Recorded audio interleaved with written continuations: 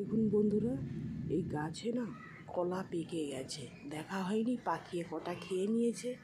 এই দেখেছেন, কাঁদিটা একটু ছোট আছে, কিন্তু কলাগুলো না অপূর্ব মিষ্টি লাগে। আর তার পাশেও একটা মোচা পড়েছে। এই দেখুন, এই একটা কাঁদি ঝুলছে।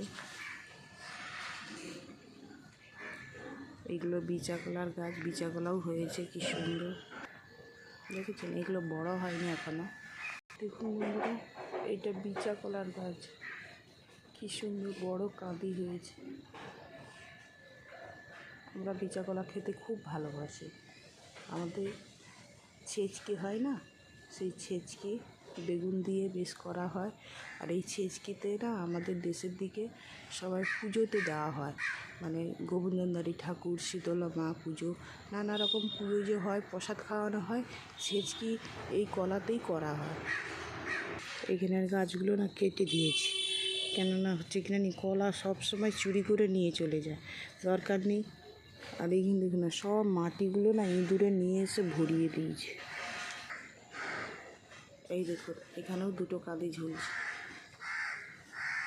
দেখুন বন্ধুরা, গাছে কলা পেকে গেছিলো, কেটে নিয়েছি, আর কিছু পাকিয়ে খেয়ে নিয়েছে। আর আমি তো একলা একলা কাটতে পারবো না, দাদাভাই বাড়ি ছিল না, সেই জন্যে। কলাগুলো না অপূর্ব মিষ্টি। আর একটা মোচা হয়েছিল, মোচাটাও কেটে নিলাম। আজকে কী বার? মঙ্গলবার, কিন্তু মঙ্গলবার আজ খেতে নেই, কালকে খাবো। দেখেছেন, কে কে গাছের কলা খেতে ভালোবাসেন কমেন্ট করবেন। আর যাদের খাওয়ার ইচ্ছা হবে আমার বাড়ি আসুন, আমি কলা অবশ্যই দেব। বন্ধুরা, এখনো দুটো কাঁদি পড়েছে, ওগুলো বিচে কলা।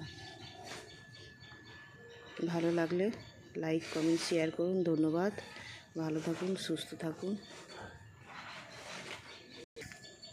দেখুন, এত গাছে ফুল এসছে, শিম গাছে ইঁদুরে না, ওই যে বড় বড় যে গেছা ইঁদুর লাফি লাফি সব খেয়ে নেয়, কিচ্ছু রাখে না।